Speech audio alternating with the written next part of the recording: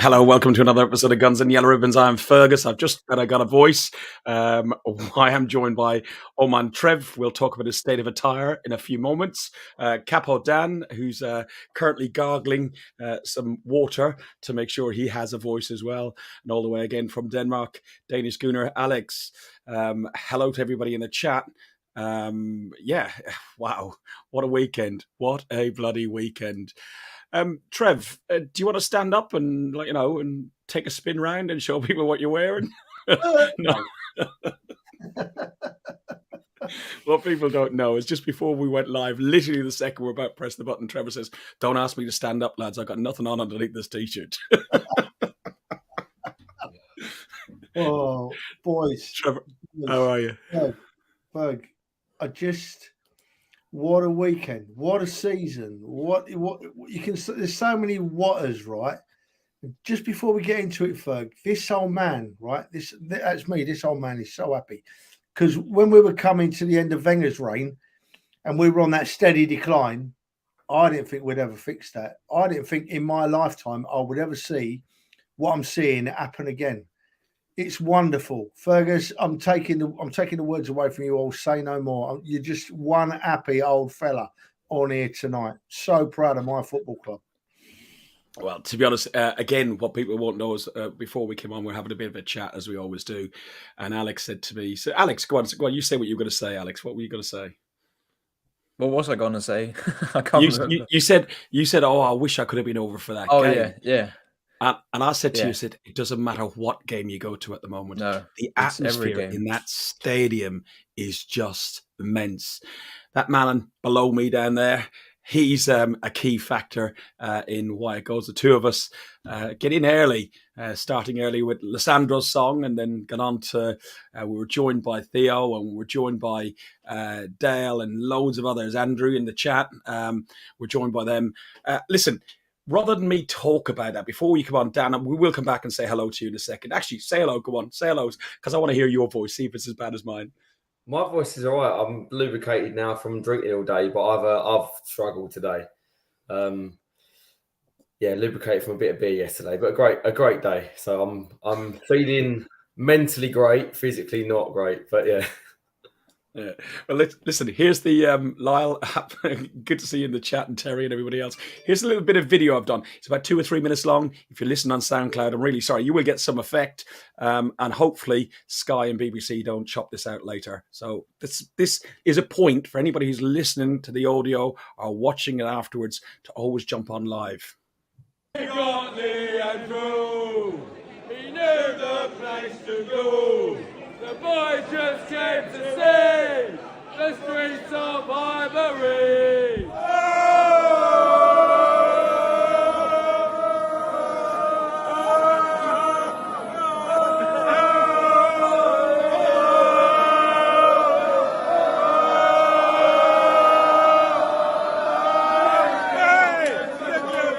Said now's your time to shine, 'cause I'm collecting gabbies. I'm gonna make you mine. They say he walks on water and turns it into wine. Oh, I'm gonna make you the Arsenal number 9. We're Manchester's army. We're Arsenal through and through. They'll sing it in the North Bank and in the Dorking too.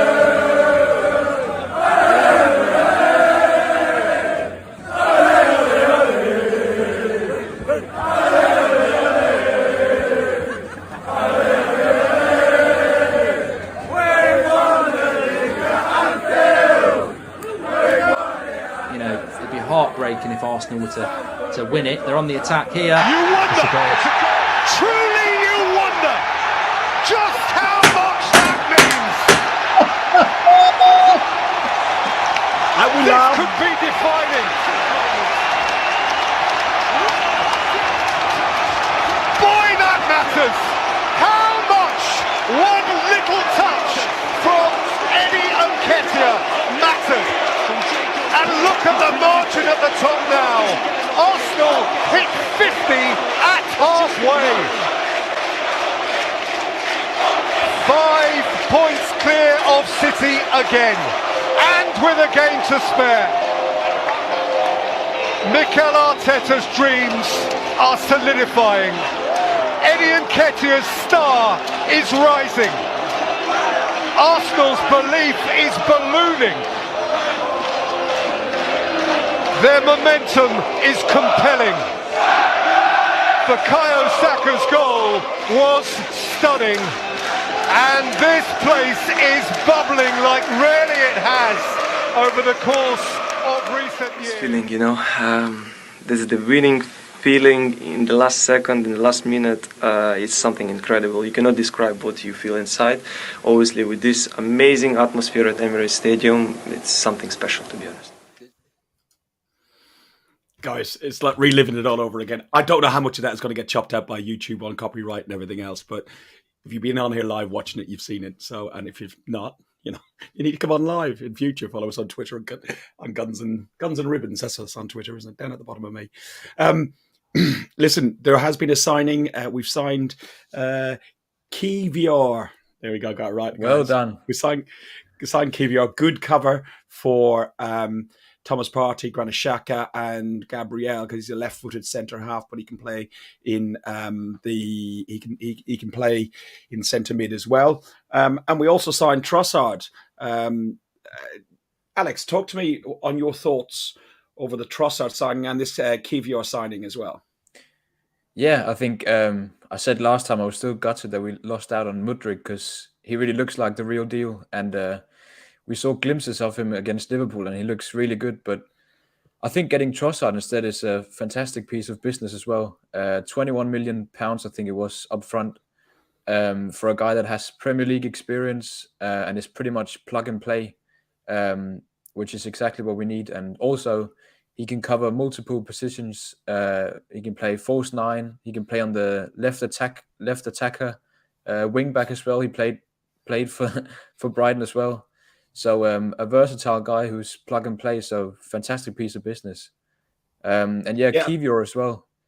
You mentioned he's versatile as well. He can play centre half, defensive midfielder as well. So it's just a really good piece of business as well for around the same price, I think so.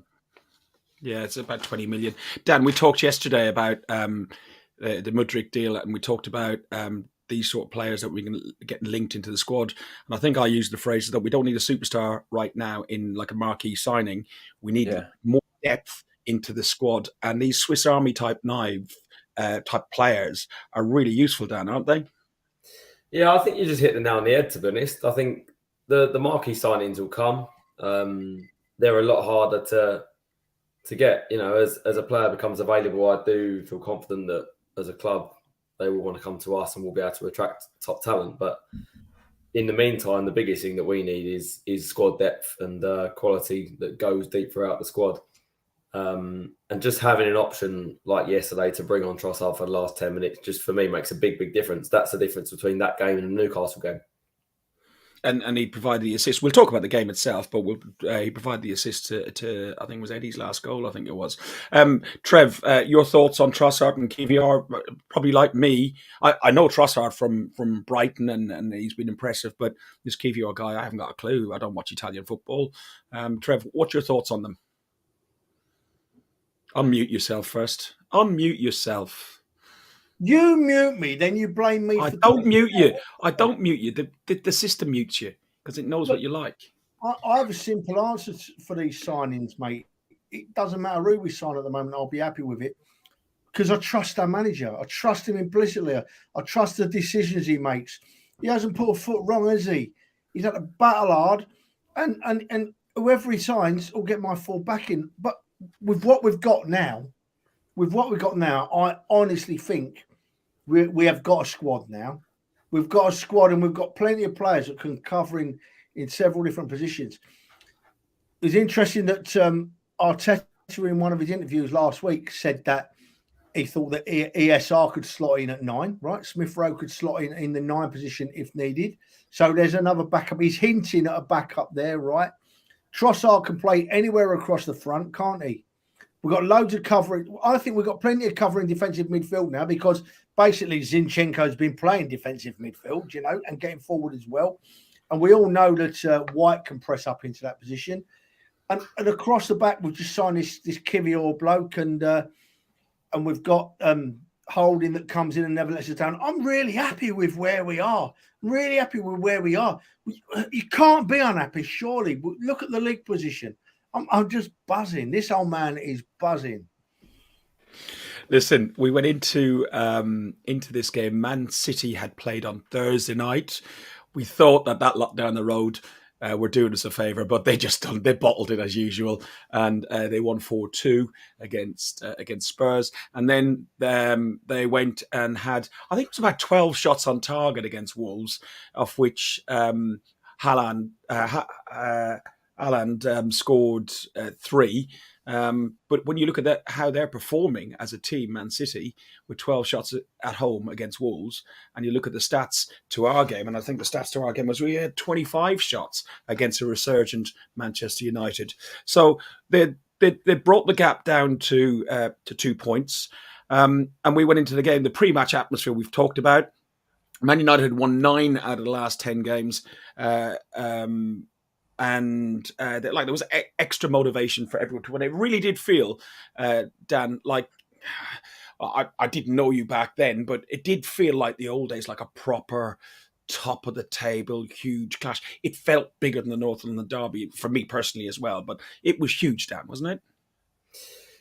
Not just that game, but yeah, the run of games that we've had. You know, you look at the run since December, and people criticising us all season, saying we've not played anyone. Well, we still haven't really played anyone that challenged us that much, have they? But, you know, we've gone and beat Brighton in 6th. We've beat Spurs in 5th. Now beat United in 4th. Picked up a point against 3rd place. And we've got 2nd place coming up in the league soon. So we've beaten all the teams in and around us at the top of that league. And I think we deserve a lot of credit for that. Alex, your thoughts on leading into the game? How were you feeling like from afar? Yeah, I felt like you said it was bigger than usually is, and the build-up was just because they'd won. They went on a streak as well, and they were starting to talk about a title charge. I heard some fans say, which I think was a bit too much, and we saw that in the game as well, because now we are 14 points in front of them. But it meant a lot because if they won the game against Palace, they could have been, I think it's 3 points behind us if they won against us. 2 points at one point, yeah. 2 points, yeah. So it was just so much at stake and on the line as well. Yeah, Pat, in the chat, we just mentioned that Kivior has been confirmed. Trev, so we started the game quite brightly, but United came at us, and 17 minutes in, Rashford scored a worldie. He fired a superb right-footed strike from 25 yards. What did you make of United's goal? But even more, the response from the Arsenal crowd, because there wasn't even, I don't think, more than about 2 or 3 seconds of like, oh, that was a good goal. Come on, Arsenal. Look, right, mate, before I can talk about the individual goals and performances, you mentioned just now, Ferg, the Man United side that came and visited us. Trust me, the Man United side we beat at the weekend are currently the 2nd best side in the country. They are absolutely resurgent. They are playing really well. They played really well against us yesterday. They played really well. All their players performed, but they just weren't good enough. And that shows what levels we're at, right?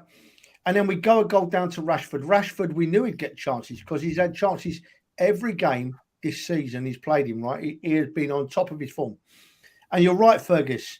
I listened to the crowd after that goal went in, and the crowd were immediately on the back of the team. And I think 2 or 3 players have acknowledged that on the television interviews today. And definitely Arteta has acknowledged what a part the crowd are playing in this current team's form on more than one occasion. You know what I mean? The Rashford goal was really good. I can say this now because we won. If you say things like I'm going to say now after a defeat, it looks like sour grapes. But I thought the Rashford's goal celebration was bang out of order. He no way he had to run to the Arsenal fans like that. You know, he could have run anywhere. He was in the middle of the field. And I was disappointed in him because he's a lad that I have a lot of respect for the work he does outside the game. And you know, we're talking about fans getting agitated and fans getting wound up. We saw it last week. There was no need for it. But what made me smile was the fact that when Saka scored, he'd seen it happen and he went and did the celebration. Then he had a Rashford celebration in the same corner. He knew what had happened. And then when Eddie scored, his goal took him towards the United fans. He ran around the back of the goal and he did exactly what a goal scorer should do: celebrated with his own fans, took the applause from his own fans. Wonderful from our players, disappointing from Rashford, but it was a hell of a goal, wasn't it, mate? On that though, the cameraman, the mobile cameraman, is down in that corner. That's where he is all the time. So did he not just run to the camera because they're like, yes, they're footballers, but they're also entertainers too. Dan, did you think it was? Well, no. Go on, Trev. Looking at the crowd, Ferg. He didn't pay any attention to the cameraman. He was looking at the crowd, and it's not that bad, but it happens. It's happened all through football years. Players do it, so it's not that bad. But I was just disappointed that he felt the need to run that far. But never mind, it happened, and that's it. Yeah, and we got behind the team. The crowd did, and it wasn't too long. But before we tried to draw level, Alex, there was 19 minutes in. There was a straight a yellow card for just after the goal. A yellow card for a very hard challenge on Rashford. He was subsequently subbed at 46 minutes, not at half time, so he was brought on and brought off. Like for that first half, what did you think of Ben White's performance? He's been immense all season. So I'm by no means am I digging the guy out, but he clearly didn't have a great day. Yeah, he just looked a bit off it. Like from the beginning, you could see it. He was misplacing passes, which he usually never does. And like you said, he's been so consistent throughout the whole season. So not digging him out or whatever, because anyone can have a bad 45 minutes, which he had. And getting that yellow card just made it even tougher for him being up against Rashford, because we saw the way he was always taking people on. So it was just dangerous. I think it was good management by Arteta to bring Tomiyasu on for him in the second half. And Dan, like Man United going 1-0 up. In the last 26 games since they've gone 1-0 up, they've not lost. So, first to come back and eventually win this game, yes, at home, and we are probably the better side. The last time that they lost after going 1-0 up was to Leicester in October 2021. Eddie got the equaliser. It came from about 7 minutes later. Granit Xhaka cross, giving Eddie the opportunity to head it in. And he got ahead of Wan-Bissaka. Oh, Christ, my mouth is not working again. What a surprise. On the far post. Go on, you've got to rip me to bits. Go on. I'm not going to rip you to bits. I just nearly stood up bloody laughing, and that would have been a shock to everybody, let me tell you. Oh, yeah, we'd definitely get pulled off air then. Look, Benny White didn't have his best game. I honestly didn't think he was having too bad a game. Don't forget he was up against a player that's on the top of his game at the moment, very much on the top of his game at the moment. So there's going to be times when Rashford's going to make any defender look a bit ordinary. It doesn't matter who they are. He's going to make any defender look a bit ordinary. So, but what was pleasing was that Arteta saw it, got in early, changed it. We've got great squad depth in that position, And we went forward and we didn't struggle in that area again. I didn't think, to be honest. I don't know. There's no words, is there? We're that good. Dan, do you want to answer the question I asked you, which was like Eddie's equaliser? Yeah, to be honest, I just didn't want to dig Trev out, because if he gets up and walks out, we will have a very. We don't want that. We don't want that. So yeah. Do you know what the first part of the question you said about being the only team to come back and beat United from behind, that's really pleasing, I think, for me, because the one thing I've always worried about with this team at times was scoring enough goals and being able to change a game when we go behind, and that hasn't been an issue the last 9 or 10 games. We're now starting to score goals freely. We look dangerous. I always feel like we're never out of a game, and it's a nice position to be in. But I also think we've got so many more levels to go. And I think I wouldn't pick out one player. I agree with what you said about Ben White, but I think there's a couple of players that probably could have been better against United. And I think as well as United are playing, I very much felt like we gave them the chances in that game. The Rashford goal was a great goal, but I felt like it was our mistakes that brought them into the game as opposed to them being great. And I actually thought United were a shadow of the team that they claim that they are. in all fairness. And I think we showed our dominance in that game, that we, out of the two teams, are just on a completely different level to Manchester United.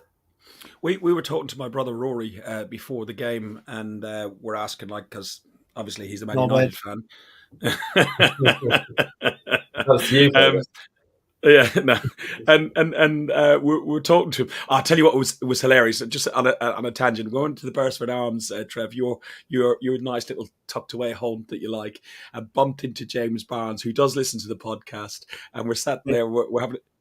Go on, you're going to interrupt. Bedford Arms. Yeah. Bedford Tavern. Jesus Christ, your hard work sometimes, son. But we went there, and I was chatting to James Barnes and his dad. And his dad said, "Oh, you won't remember me. We met in PSV." And to be honest, I didn't. But we had a good old chat and exchanged some photos and stuff like that. And then I said to James, "Hello, this is my brother Rory." And he went, "Ah, I know who you are. I listen to the podcast. You're one of them, aren't you?" So that was absolutely hilarious. It was just really fun. But we're talking to him beforehand, and he said that it was key on who scored first, and the first 20 minutes were key. United scored first in that first 20 minutes. So really the game could have gone really awry. 33 minutes in, though, Arteta gets a yellow card. Trev, there was a lot of talk on Talk Sports, Simon Jordan, and there's on some of the other media outlets. They're talking about Arteta and him stepping out of his technical area and him encroaching on the pitch and interfering with play on the pitch. What's your thoughts on? I don't have to have thoughts. I can tell you what the facts are behind that, right? And absolutely, I can tell you what the facts are. They can't pick on us for our football at the moment because our football is superb. They can't pick on us calling the stadium a library because we've got probably the most atmospheric stadium in the country right now. They can't say our fans are rubbish because they're not. They can't say our pitch is rubbish because it's the best in the country. And these people don't like Arsenal. They don't like the Arsenal. We've never been a liked club. So now they're thinking, right, what else can we get them for? I know. Arteta's getting very active on the touchline. Bounces out of his technical area now and again. Let's pick on them for that because that's about all we've got at the moment. Arteta, you carry on, son. You carry on being expressive of your mood, and you carry on backing our players, and you just lead us to the victories you are at the moment. That's what it is. We're not liked. You know, the old Millwall song, "No one likes us, we don't care," applies equally to the Arsenal in a different perspective, of course. Dan, your views on Arteta and his touchline behaviour? I just liked his interview after where they said to him, you know, do you need to do better? And he said, you always get better in life, isn't it? And just you can see the smile on his face. He just does not care. And it was the in it as well. He spoke like a London he's getting a bit of a London accent. Integrated. Yeah. He doesn't need to care. It is a silly old man on social media trying to be relevant that has no relevance to our lives. And if he wants to pick on someone for absolutely no reason, let him do it. He's got nothing else going on in his life, and he's obviously a very sad little old man. So I'll leave it there with Richard Keys because I don't like him. But I think exactly what Simon Jordan said about why are people not picking on Jurgen Klopp for exactly the same thing is absolutely spot on. Well, Mourinho, Alex, used to run down the pitch. He was at the corner flag celebrating a goal for, was it Chelsea or Liverpool? Chelsea or Spurs, I can't remember what, but he was celebrating. He's down the bloody pitch. So it's an agenda, is it? Yeah, I think it's a thing like you love it when it's your own manager and you hate it when it's the opposition manager. And like Trev said, we're just that good right now. They have to pick on something. Do you not like seeing that, even if it's opposition managers as well? Because for me, that's all part of the game, and just getting the energy of being in the game. It doesn't have to be your team. I do, but I get why people think it's annoying, though. Well, listen, boys. Let me take you back a little bit, right? Just to Wenger. I don't know about you guys, but at the end of Wenger's reign, the last few years, when we were struggling and we were deteriorating, I was pleading for Wenger to stand up and show a bit of passion. He used to sit down for nearly all the game. It was a bottle of water. And I used to think to myself, come on, Arsene, mate. I love you. You've won so much for this club. Get up and show some passion that's going to lead these players on. You know, and that's exactly what Arteta's doing. I love it. I think there's an argument as well, Trev, that when you said about Rashford's celebration, that gets the crowd going as well, and that can be something that gets the Arsenal crowd even more wound up to be a bit louder. I quite like seeing things like that in the ground. It's frustrating when it's not your own team, but it for me just makes the occasion of a football match as fans in the ground as opposed to sitting there at home and watching it. As Arsenal Black and White says in the chat, the game it's about passion, and I do love to see the passion. It's no different than we talked about Newcastle the other day with their shithousery against us and the time wasting. If we'd done that at Man City to win the league, we'd be saying it's a masterstroke. So it is all part of the game, and the game is a passionate game. It's boring if it's just like, if you've got to go and watch. If you've got to go down to that big spaceship that's in N17 on the side of the street and watch that sort of football week in, week out. Toilet, not spaceship. Yeah, the toilet bowl. Yeah. It's got to be awful. Second half. So what were your thoughts after the first half, Alex? Were you surprised with that first half performance by United? Like Dan said he didn't think they had that much quality, but... Yeah, I mean... I think looking over the whole of the game, I think we dominated them, but they were in it in the first half and they had chances. And I think you got to give a little bit of credit to United as well, because they forced us to some of those mistakes, especially the first goal. They were forcing the mistakes, and I mean they survived the first couple of minutes where we put our usual ruthless pressure on them, and they started slowly building into the game. But I was still optimistic going into the break because we got the goal back and we started building more and more pressure on them. But I just thought it might be one of those games where they're just really clinical, and like we saw at the Old Trafford as well, where they just took all of their chances and we missed all of ours. But I was optimistic. Something that Alex asked me earlier, Dan, was I don't really remember the atmosphere within the stadium at, say, half time. How did I felt very inebriated? How did you feel that after that first half performance? I think I just felt relaxed, in all fairness. I didn't feel like we wasn't going to win the game, which is probably a strange place to be in because I don't always feel like that. But I wasn't worried about this team. I always still believe that we've got enough quality to win against any team. And going in level, momentum was with us. I thought we had a very good first half. We came out in the second half even better and took it up another level. Never in doubt for me. It's crazy how fast it switches, because like 1 year ago, you would never feel like that, like at halftime playing against a top team. Yeah, exactly. It's a strange feeling, especially against, as Trev said, probably the most informed team other than us at the moment in the country. Yeah, and I know we touched on it earlier about Tomiyasu coming on for Ben White. I was comfortable with it. It's the right thing to do. The manager's done the right thing. 52 minutes in, Odegaard put a pass through to Granit Xhaka that nearly came off and nearly resulted in a goal. Trevor, I'll go to you first. Let me bring this in. What do you think of this? Just watch that pass. He bends it round about three players. I've never seen anybody S-bend a pass before. What did you make of his majestic performance? And I'm putting words in your mouth, but his majestic performance this weekend and the weekend before and the weekend before and the weekend before. And people criticised him at Palace for overplaying the ball. Have a look at yourself. It's dead right that you said the week before, because the bloke is absolutely purring at the moment, Odegaard, and he's just every week he seems to do something better for me. It just keeps on improving, and he's our calm head, but he's capable of doing so much. And the other thing in this clip, Ferg, is that look who's so far forward. Granit Xhaka in the box, Granit Xhaka again in the box.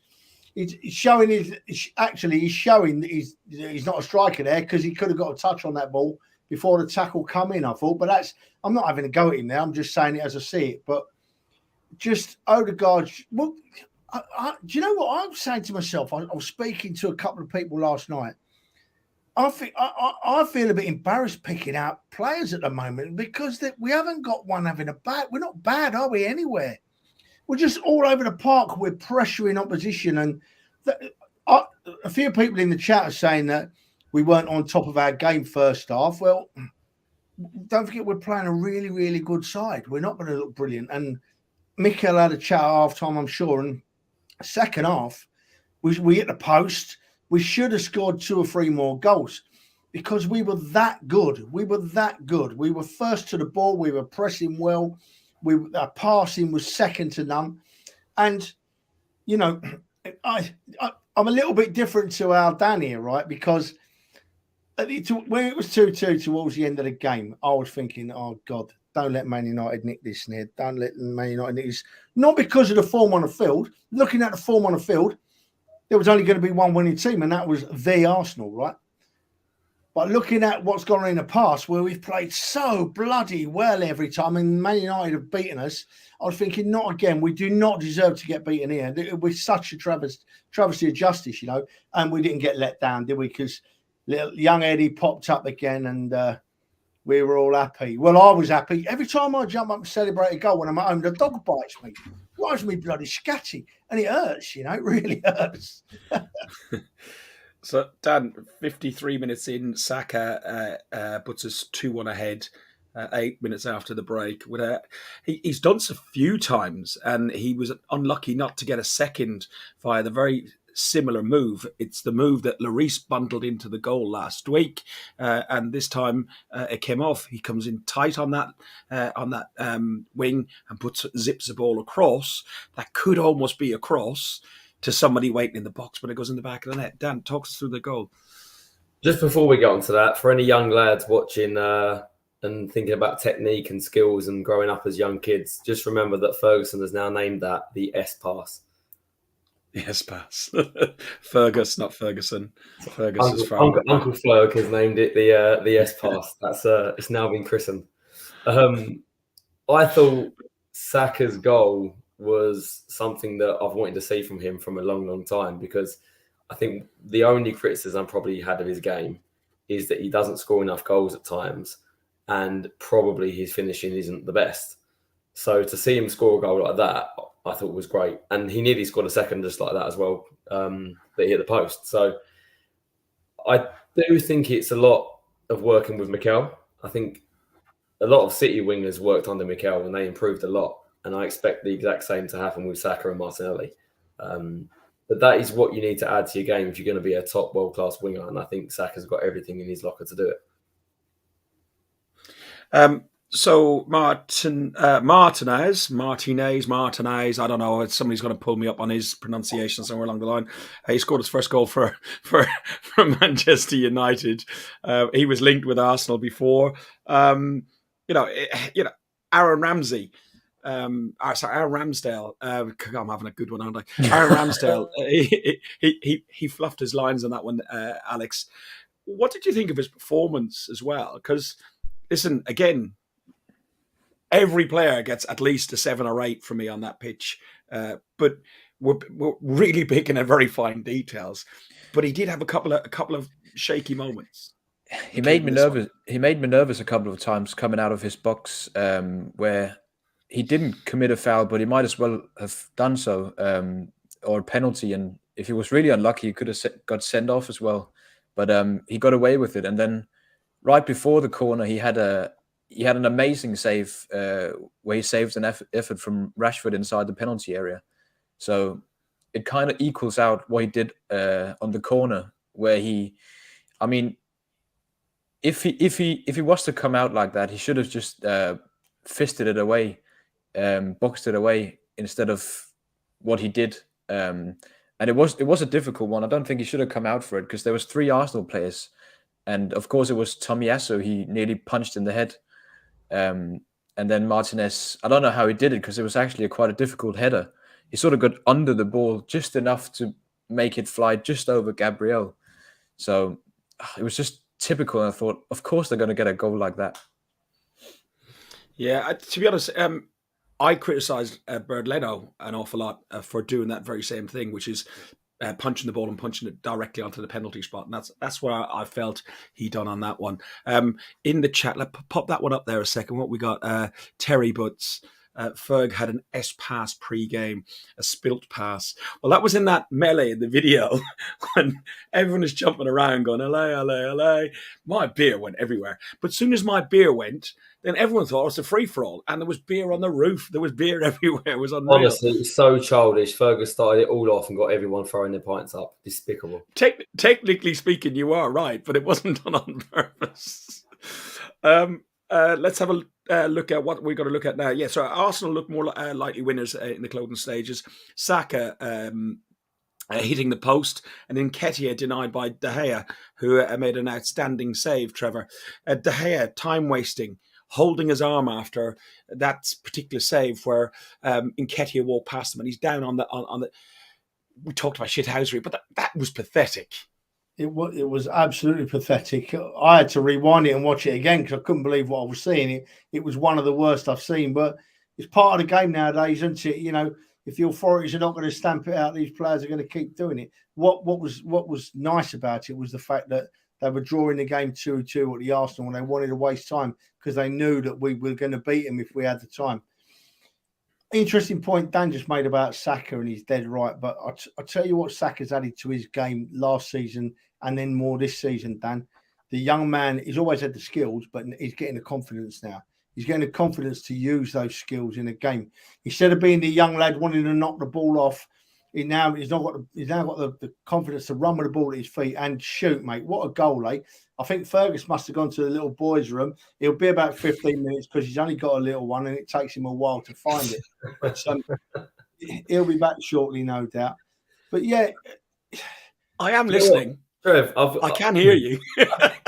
We know you can hear us. That's why we're saying it. But I don't know. Yeah. I just think a question for you, Trev.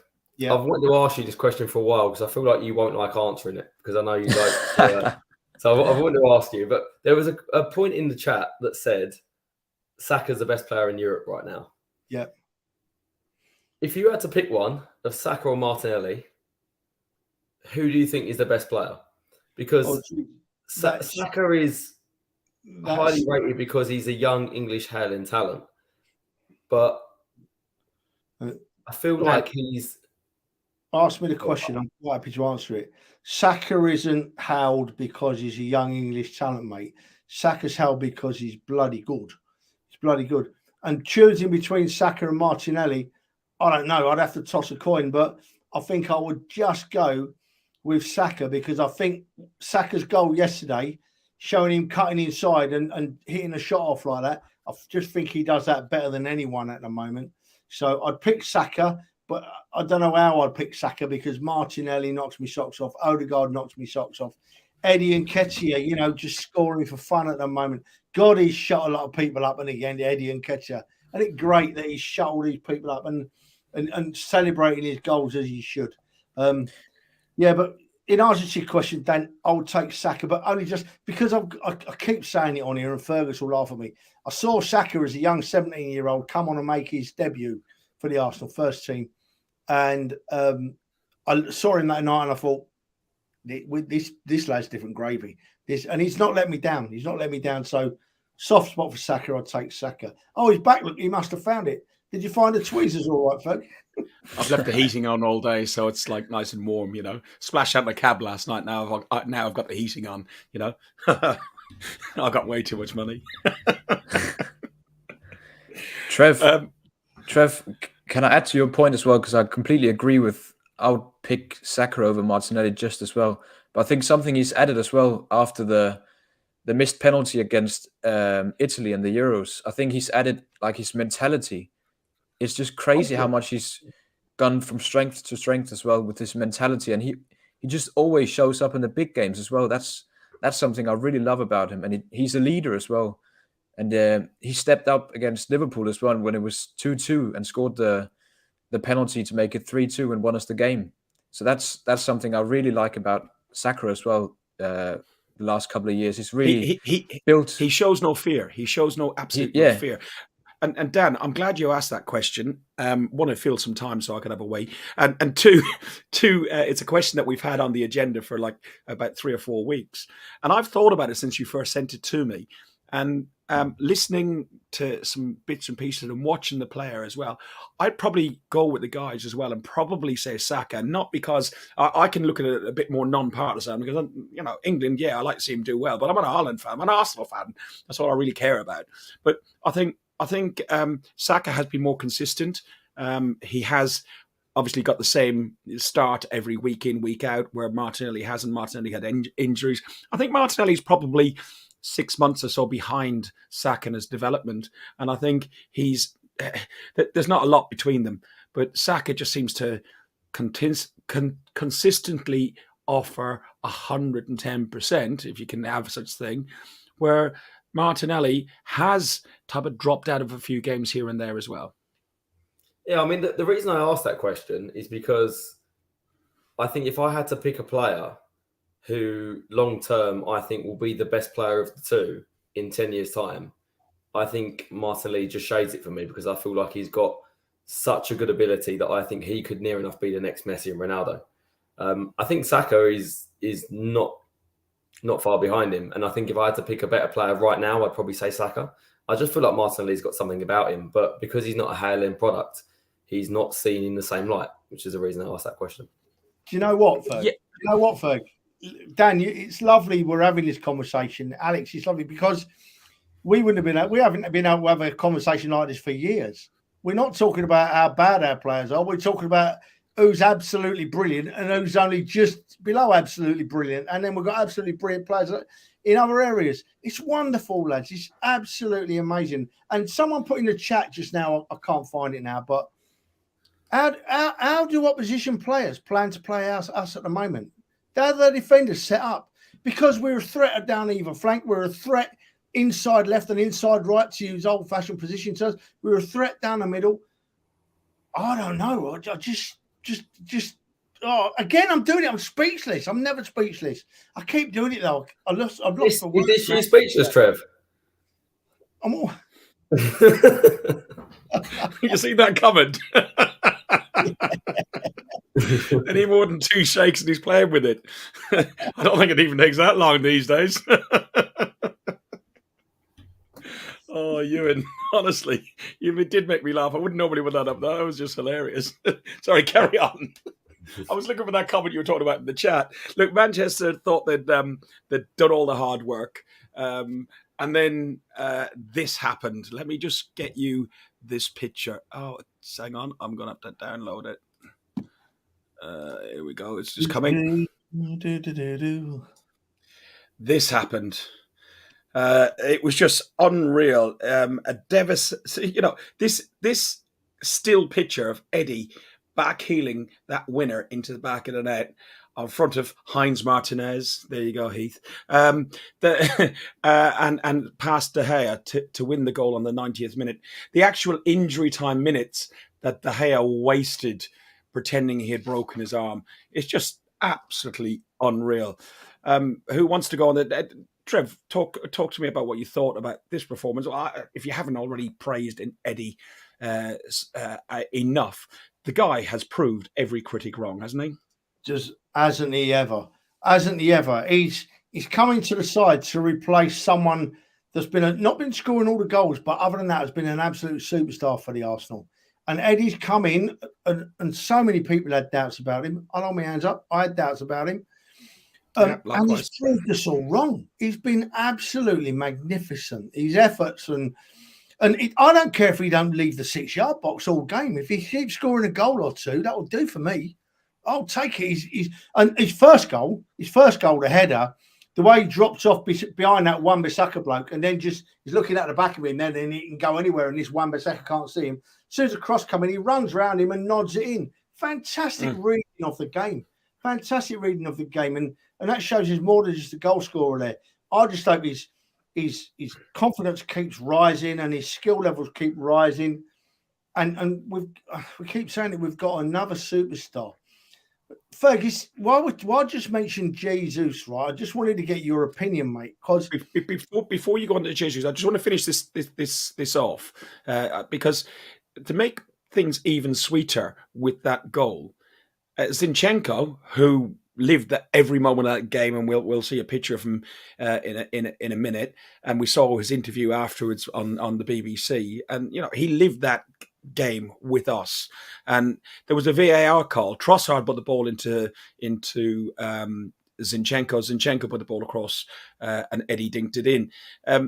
It went to VAR, and the celebrations afterwards just made it sweeter, didn't it, Dan? That's the one positive of a VAR check. I think you can celebrate twice if it goes for you. But it's a very didn't we? I was very nervous when that came up. Though. What was the feeling? What was your feeling when you saw the goal? Were you nervous? The second one is relief, because the first one is just joy that you score, and then it's just sitting there thinking the whole time, please don't do it to me, don't do it to me. And then when it's finally given, I think we ended up down at the front row again, about 10 rows down. You went down the front row, and Theo, who's in the chat with his dad, they came down with us in the second half. And obviously, there was clearly empty seats. We didn't all squeeze into one seat. Not at all. That would be against health and safety. Young Theo, this might have been the second goal. There we go. Theo ended up 2 rows further down. I fell over. You fell on top of me. You rushed down the front to do all this. It was absolutely carnage. I've actually just chucked on my jeans because I was working at home too. I've got red marks from the seats on my jeans where I can see the outline of my phone and my headphones in the other pocket on my jeans today. It was absolutely unreal. The last time I remember it like that, was it 4-4 against Liverpool, where I crowd surfed. That's one hell of a strong crowd. That's all I say. Never get in the way of a Moroccan sunset trying to celebrate. I will knock you over. No. Watching on the television, right, that when the goal went in, it went mental, right? But then as the VAR check went on, I don't know if the technicians turned the microphones down, but you could have heard a pin drop in that ground as the VAR. It was like that, Trev. It was like that. And then suddenly, that's the benefit with VAR, because as you said, Dan, you get to celebrate twice, didn't you? Yeah. So it was deadly silent, but I saw it on the telly and I thought he's on him. He's on. Yeah, that was my feeling as well. It was close, but I was feeling he was on as well. Yeah. Oh. Trev, you were talking about Jesus and Eddie. Go on. Well, not so much Jesus and Eddie, right? But something I've realised. Last season, we had a passionate young side that dropped off a bit at the end, right? But I think Zinchenko and Jesus, we think more of Zinchenko because he's not been injured. He's playing now, right? Have given us so much more than skills in the side. Look at the heart and the passion both them boys show. Zinchenko, I don't know whether he's got any energy left. He lives and breathes every second of the game. He's been at our club 5 minutes, relatively speaking, and he absolutely lives and breathes the Arsenal. We couldn't wish for a better signing, We couldn't wish for a better signing. I'm so pleased with what we've done. And once again, it all comes down to our backroom staff and Arteta. They knew what they were doing. They knew what they were getting. And boy, what a player they've got to say. And Jesus as well. But currently Zinchenko's playing. So I'm referring more to Zinchenko at the moment. I don't know what you boys think about that. But they've lifted it on the level. Personally, with Zinchenko, as you said, you couldn't get a better person to sign for the Arsenal, because look at that passion in his face, and that's after the VAR went in. He had 85 touches, the most touches of any other player on the pitch, and he's all over the pitch. The heat map that's on the screen right now. You can't tell he's a left back. No, you can't. You can't. And Alex, it would be like Herbert Chapman signing a young Trev Hill. Don't you think? Yeah, somebody with he's an Arsenal fan. He's an Arsenal fan, and but what have you noticed as well? When Zinchenko drifts into the middle, drifts up the park, what do? For me, we transform it almost immediately into a back three. Gabriel drops left, right, and covers the gaps, and it just works. And it's just and them doing that, being so organised at the back, right, and with our front four just being a threat from every corner of the field. That in turn has made Partey and Xhaka's job even easier, because they just win the ball and feed it left, right, or centre. And then they know they're going to have time, Xhaka and Partey, so they push up the field. You know, Yeah. he's been scoring goals. Xhaka gets in the box because we got 11 players working. We've not got one player skillful and the others watching, or one player that don't want to be there. We've got 11 players working their socks off. We really have. It's wonderful to see. And he's just instrumental to the way we play. And I know you love Tierney, Trev, but like whenever Zinchenko is fit, he should play because he's just so good. He's so good. Yeah, I agree.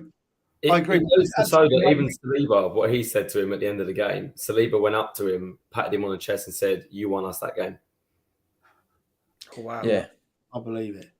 But you see, the way Zinchenko plays, there's no reason why Tierney can't play in the same team as him if needed. If needed, you know. Just Ferg, I know I'm drifting a little bit, but I'm still on the subject of defending, right? And Zinchenko and that. When we play City, not this Friday, when we play City in a proper game, I can see us going to a back three, you know, to deal with Haaland. It wouldn't surprise me in the slightest. Wouldn't surprise me in the slightest. You know what? It's almost like I sent you an idea of what we might talk about, because Friday we do head up to the empty had. We do head up to the wastelands, as it used to be called, up to Manchester City, and we meet them in the FA Cup fourth round. 7,780 Arsenal faithful are going. You're in Benidorm on the piss with a few Man City fans. Man United fans as well. Can't wait. Ferguson, did you put it on that bit of paper you send me normally? Because I don't read that crap. I don't read that crap you send me. I just carry on anyway, regardless. So, yeah. Well, to be honest, Alex is really good. He reads through it and he goes, maybe add this point, maybe add that point, and it really works. Maybe because he's got a university education studying sports media, and he knows, you know, you need an idea what you're going to talk about first, Trev, not just rabbiting on inanely. It helps sometimes. It does help. It does help. We got 7,780. Oh, Alex, I love you. Oh. Fuck off, then. That's one to be bleeped out for the kids. Well, it's all right. Theo's in the chat, and Theo's used to it because Theo now has learned so many words at the football. His mum will never speak to him again, I don't think. In particular about an Italian guy and how many points in front we are working out. So 7,780 Arsenal fans are travelling up there. You mentioned the main game rather than the other game. Would you be willing to forfeit the FA Cup fourth round, our trophy? Hang on, it's just what you said. Don't start flapping your hands. Hang on. I never said that. You did. Boys, did he just say the main game? I think he said he'd maybe see Tierney in the main game playing in a 3-back. What I said was, right? What I said was that we could go to a back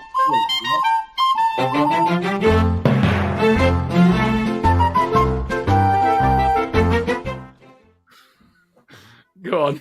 I said we could go to a back three, didn't I? Right. What? I don't want us to lose any game. I will never say we should put a weak side out to lose a game, right? Not a chance. Not a chance. But I would fully understand if we rested some players against Man City this Friday. I don't want us to, because I love a day at Wembley to win the FA Cup. There's no better day in football than a day at Wembley to celebrate an FA Cup win. But I do realise where his priorities must lie. He's not treated the FA Cup with much seriousness in the last 2 or 3 seasons. We've been beaten quite easily by teams that are nowhere near as good as us. So, yeah, the only thing that worries me is if he puts a weakened side out, is that Man City and all the other lots, they surprisingly put very strong teams out in the third round this year. I was quite surprised to see some of the top teams, the strength of the sides they put out. So I don't want us to get embarrassed. I don't want our young lads to get thoroughly beaten and take a backward step, because that'll be no good for us. No good for us at all. But I can fully understand why you would need to rest a player or two. But having said that, we have got some squad depth, you know? Yeah, to be honest, we don't have another game to play down until the following weekend, which is the national holiday of Liverpool, because I will be in attendance. You know, the Royal Ferg will be there. It's his birthday, and anybody who wants to buy me a beer, you're more than welcome to come to Liverpool and buy me a beer. Dan's coming and buying me beer. Trev's coming and buying me beer, and I'm going to send my table number, Alex, and you can buy me a beer. So we've got a week. So there's no reason to do a week inside, is there? Not at all. I think I disagree with you there, Trev. I think this is the most important game of the season because it's the next game coming up. It's in a historic cup where we are the leading, 14 times leading winners of the FA Cup. It's against a very, very big side away from home that if we beat them gives us so much confidence going into the next games. And I hope we put out the strongest team we can possibly put out. We've also got enough time for players to recover for the next game. It's not like we're playing midweek and then again at the weekend. I think just absolutely go for it full strength. And not only are we going to win the league, we're going to do the treble. Do you know, I agree, Dan. And maybe I worded it wrong. What I meant was that if we put a weaker side out, I wouldn't have the ump because I trust Arteta in what he's doing. I want to see us put a strong side out. As I said at the start, I want to see us win every game. And I hope we do put a strong side out. But if he puts a weak side out, a weakened side, rest a few players, then I've got to trust Arteta, and that's where I go with it. But I understand your point, Dan. You're exactly right. We want to win every game, and we want to win cup competitions as well, Europa League competitions and Audi Cups and top goal scorer ever in the Premier League to never win the trophy. Best window licker. You know, you can go on.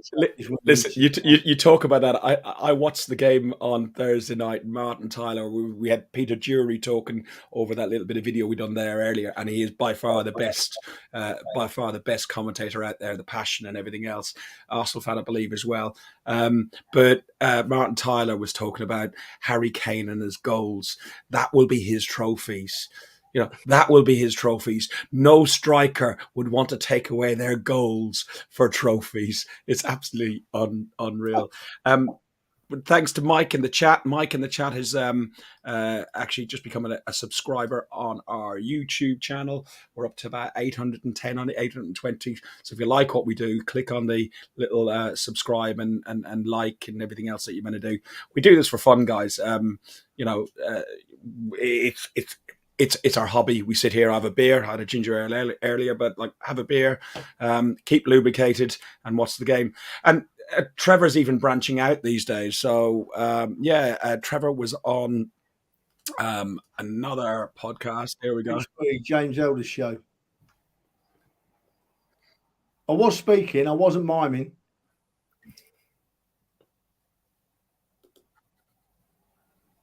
Fergus, there's no sound, son. It says, okay, it's from Twitter, but it was on Pitch Football, which James Elder, James, who's a Gooner, he invited you on, and as you said, you don't do any other podcasts. It's the only thing you've really done. I think you've been on you're on with the Princess once, and that was about it, wasn't it? Really? I've been on with Princess a couple of times. I love Princess Gooner, and I've done a couple of things with Kevin Campbell. I'm name dropping there, I know, but I love Kev. He's a top lad, and he's been a good friend of ours. And then James asked me this week, and he's asked me in a week when we've just beaten Tottenham, and we've got Man United coming up, and I want to talk about the Arsenal. So, I went on it, and I thoroughly enjoyed it. It was only half an hour, just me and James chatting the Arsenal, chewing the cud. It was good fun. It was good fun. I enjoyed being on it. And Sky Sports have nicked my line today, right? Because I said that the game against Man United yesterday was going to be, what's the word I'm looking for, Fergie? Season defining, you said. Season defining. Season defining game, right? I said it last week when we'd beaten Tottenham because I knew how good Man United were. I said it on James's podcast because I knew how good Man United were. And today, Sky Sports have nicked me line and said it was a season-defining game. They're only 3 days behind us, boys. But, of course, we're the best with guns and yellow ribbons, aren't we? Yes, we are. Just an idea I've just had a really good idea, right? You know, Fergus, you said how good you are with names and everything, and you've just mentioned commentators. You can do a fan commentary. I wonder if people in the chat can vote and see if they'd like Fergus to do this. But I'd love to have a blank bit of film of Arsenal playing and have Fergus's commentary over the top of it. I would listen to that. What's talking shit for? Guys, before you go, it was impossible. It has been impossible for the last few games to pick a man of the match in that Man United game. Saka was awarded it by Sky Sports. He wanted to share it with Nketiah. Zinchenko was out of this world. Odegaard was out of this. It's between those four, I would have said. Would you guys? And who would you pick? Alex, go first. Yeah, like you said, I think it's between them. Saka got the official one, and Nketiah scored 2 goals, won us the game.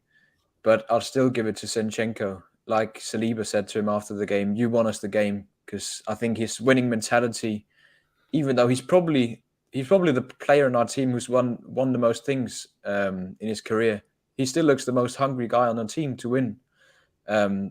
He's just amazing. I love him. So I'd give it to Zinchenko. Dan, briefly. Yeah, I'd probably say Zinchenko too. I think he was a standout player, but I think, like we said, I think Saka, Odegaard, Eddie, they could have got it. It's Eddie, yeah. Trev? Well, I'm going to go with Zinchenko, but I have to mention Ramsdale because he made a mistake, right? But he never let it get to him. He made several world-class saves, which in our league, you've got to have a goalkeeper to make them saves. It don't matter who you're playing, right? It don't matter who you're playing in the Premier League. Your goalkeeper's got to make saves, otherwise you lose most games, right? So I'm going to give Ramsdale a mention because I thought he just brushed that aside and picked himself up and made some cracking saves. But Zinchenko, not only for his football, but for the way he is, the way he lives with the crowd, the way he lifts the rest of the team. Yeah, Zinchenko nicked it for me on yesterday, Fern. Brilliant. Likewise, Zinchenko for me because he lived every moment of that game like I did, although he probably was more conscious of what was happening than I was.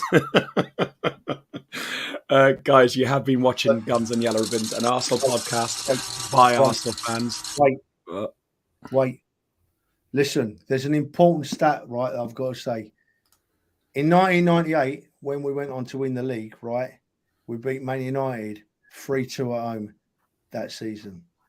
When we beat Man United 3-2, there's normally a good ending to the season. Here we go. We're right in it. Can't say it yet. I'm that close to saying it, but we are right in it. It's ours to lose. Oh, what a feeling. What a feeling. What a feeling. If you like what we do, click on the subscribe and like. 21 of you at the moment on YouTube and for there's more. Right, please, I love it. I cried when the winning one yesterday. This starts as I walk these streets alone, through this borough I call home, upon the barren fields of ivory, neath the stadiums of stone, through the turnstiles at the Angel, see the homeless on the green, from the Cali to the Cross, and every shithole in between, past the church, the mosque, a crack den, and the offie on the corner, see the brasses from the brothel that pretends to be a sauna, watch the bedlam in the bookies, see the winners and the losers seeking solace from their sorrow in the local battle cruisers, through the madness in the market, weathered faces turn to greet ya. Hello governor, how's your mother? You're right son, be lucky geezer, double pie and mash and liquor, a couple of rosy up chap, or watch retired gangsters bicker every day and half his calf. The little fuckers causing trouble for the causes make you smile. You meet your muckers for a couple, forget your troubles for a while. From the full nil to the Hemi, all the faces are the same, cause the manner might be changing, but the people still remain. North London forever, whatever the weather, these streets are our own, and my heart will leave you never.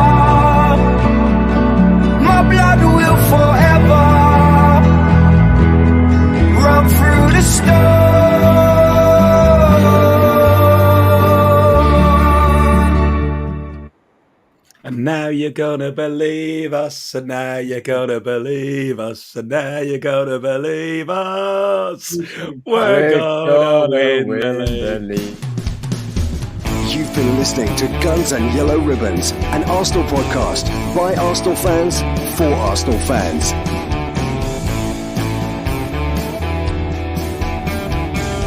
Follow us on Facebook at Guns and Yellow Ribbons and Twitter at Guns and Ribbons. And remember to rate and review us too.